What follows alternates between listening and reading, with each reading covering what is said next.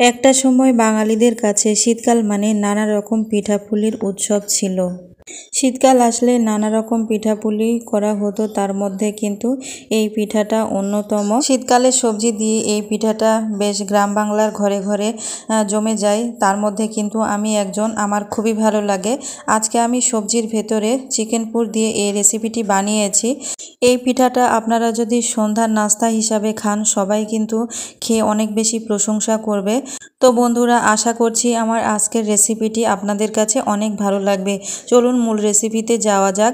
তো রেসিপিটি করার জন্য দেখতেই পাচ্ছেন আমি থালা ভর্তি সবজি নিয়েছি গাজর, নিয়েছি আলু, নিয়েছি চিকেন, নিয়েছি টমেটো, শসা, আরও অন্যান্য উপকরণ আছে যেগুলো দেখানো এখনও সম্ভব হয়নি। রান্না করতে করতে সেগুলো শেয়ার করব।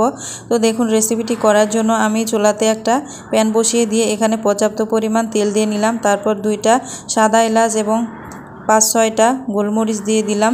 দিয়ে এখানে হাফ কাপের মতো আমি পেঁয়াজ কুচি দিয়ে দিলাম। তারপর পেঁয়াজগুলোকে সফট করে ভেজে নিয়ে এখানে গুঁড়া মশলা অ্যাড করব। দিয়ে দিচ্ছি স্বাদ মতো লবণ, আর বাকি সব মশলাগুলো আমি হাফ চামচ করে নিয়েছি। মশলাগুলোকে একটু নেড়ে চেড়ে ভালো করে ভেজে নেব। তারপরে পর্যায়ে দিয়ে দিচ্ছি এখানে 1 চামচ আদা বাটা এবং 1 চামচ রসুন বাটা। যেহেতু আমার মাংসের পরিমাণটা কম, এই জন্য আমি কিন্তু মশলাগুলো কম কম ব্যবহার করছি। সামান্য একটু পানি দিয়ে এই মশলাটাকে খুব ভালো মতো কষিয়ে নিতে হবে তেল উপরে উঠে আসা পর্যন্ত। এই পর্যায়ে আমি মশলাটা কষানো হয়ে গেলে চিকেনগুলোকে দিয়ে দিচ্ছি। আপনারা দেখতেই পাচ্ছেন ভিডিওতে আমি কীরকমভাবে চিকেনগুলোকে ছোট ছোট করে কেটে নিয়েছি।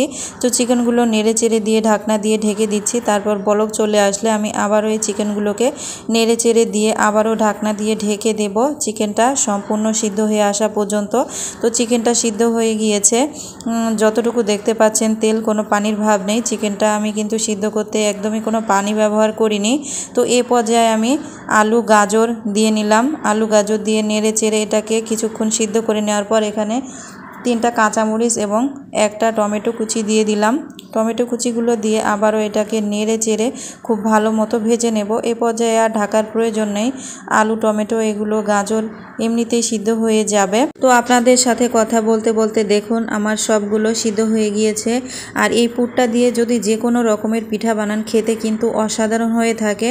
এটা সমোসা বা সিঙ্গারার জন্য পারফেক্ট। তারপরে আমি আজকে এটাতে আপনাদের পিঠা বানিয়ে দেখাবো। নিয়েছি একটা বোলের ভিতর দিয়ে দিচ্ছি 2 কাপ আটা, আর দিয়ে দিচ্ছি 1 চামচ কালো জিরা, তার সাথে দিয়ে দিচ্ছি স্বাদ মতো লবণ, সামান্য একটু বেকিং সোডা, তার সাথে দিয়ে দিচ্ছি 2 চামচ চিনি, তার সাথে আরও দিয়ে দেব 1 টেবিল চামচ তেল।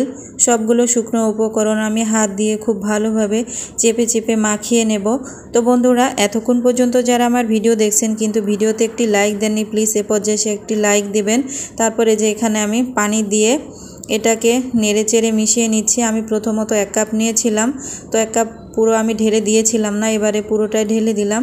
আর এই আটাটা ডো বানাতে আমার 1 কাপ পানি লেগেছে। আমি এখানে কুসুম গরম পানি দিয়েছিলাম, তা না হলে রুটি বেলতে ঝামেলা হয়। সামান্য একটু হাতে তেল মাখিয়ে নিয়ে এটাকে আমি রেস্টে রেখে দিচ্ছি আধা ঘন্টার জন্য। ফিরে আসছি আধা ঘন্টা পর। দেখুন কতটা সফট হয়েছে। আমি হাত দিয়ে আবারও এটাকে খুব ভালো মতো নেড়ে চেড়ে মাখিয়ে নেব। তারপর রুটির জন্য যে শেপটা নেওয়া হয়, আটাটা নেওয়া হয়, ঠিক সেরকমভাবে নিয়ে আমি একটা রুটি বানিয়ে নেব। তো রুটি বানাতে আপনারা সবাই কম বেশি পারেন, তারপরেও আমি আপনাদেরকে দেখিয়ে দিচ্ছি। তো এখানে আমার 4টা লই হয়েছে। তো আমি রুটির মতো ঘুরিয়ে ঘুরিয়ে একটা রুটি শেপ বানিয়ে নিচ্ছি। তো বন্ধুরা, আমার মতো কে এরকমভাবে সন্ধ্যার নাস্তা বানান অবশ্যই আমাকে কমেন্টস করে জানাবেন। আর যাদের চ্যানেলটি সাবস্ক্রাইব করা নাই তারা অবশ্যই আমার চ্যানেলটিকে সাবস্ক্রাইব করবেন। দেখুন রুটি শেপ করে নেওয়া হয়ে গেছে। তারপর একটা বোতলের ঢাকনা নিয়ে তারপর আমি এগুলোকে সুন্দর মতো কেটে নিচ্ছি। এগুলো রুটি কিন্তু গোলাকার হয়ে থাকে। আপনাদের কাছে যদি স্টিলের গ্লাস থাকে সেক্ষেত্রে স্টিলের গ্লাস দিয়ে কেটে নেবেন। আমার কাছে নাই, এই কোটার মুখিটাই আছে, এই জন্য আর কি ব্যবহার করলাম। তো আমি গোল গোল করে কেটে নিয়ে নিচ্ছি। আমি অনুরূপভাবে আপনাদের বোঝানোর সুবিধার্থে আরও একটা কেটে দেখাচ্ছি। দেখুন মাশাআল্লাহ সবগুলো কিন্তু সুন্দর মতো গোল হয়েছে।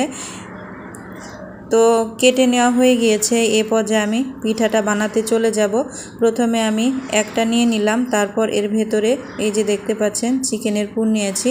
এই চিকেনের পুরটাকে আমি দিয়ে দেব।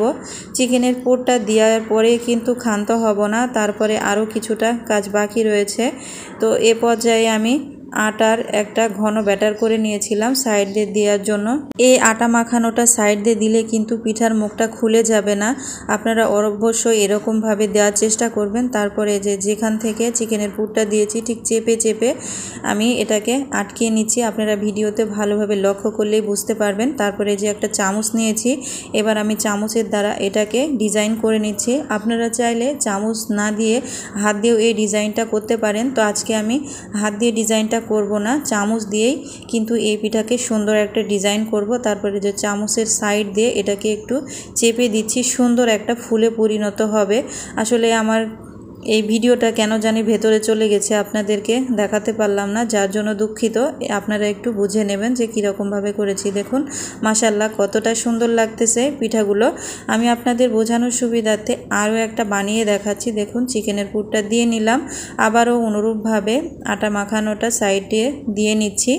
দিয়ে নেওয়ার পর আরও একটা রুটির শেপটা দিয়ে সুন্দর করে চেপে চেপে মুখটাকে আমি লাগিয়ে দিচ্ছি। তারপর আমি আবারও চামচ দিয়ে এটাকে সুন্দর মতো ডিজাইন করে নেব। বন্ধুরা, আমার আজকের এই ফুলের নাস্তার রেসিপিটি আপনাদের কাছে কেমন লাগছে অবশ্যই আমাকে জানাবেন। আপনাদের লাইক কমেন্টস করতে কিন্তু আমার অনেক বেশি ভালো লাগে, আর লাইক কমেন্টস করলে কিন্তু নিত্য নতুন রেসিপি করারও উৎসাহ জাগে। তো দেখুন অনুরূপভাবে আমি আবারও এটাকে ফুলের শেপ করে নিলাম। তো অফ ক্যামেরায় আমি সবগুলো পিঠা বানিয়ে নিয়েছি। এ পর্যায়ে চলে যাচ্ছি ভাজতে। চুলাতে আমি একটা প্যান বসিয়ে দিয়েছি। প্যানটা গরম হয়ে গেলে এখানে তেল দিয়ে হালকা তেল গরম হলে আমি এবারে পিঠাগুলোকে দিয়ে দেব। এ পর্যায়ে চুলার আঁচটাকে মিডিয়াম টু লোয়ে রাখবেন, জোরে জালে ভাজতে যাবেন না, তাহলে কিন্তু উপর থেকে কালার চলে আসবে, ভেতরটা ভালো মতো মুচমুচে হবে না। এই জন্য ধৈর্য ধরে উল্টে পাল্টে এটাকে ভেজে নিতে হবে। আপনারা ভালোভাবে ভিডিওতে লক্ষ্য করলেই বুঝতে পারবেন যে আমি কীরকমভাবে কাজগুলো করছি।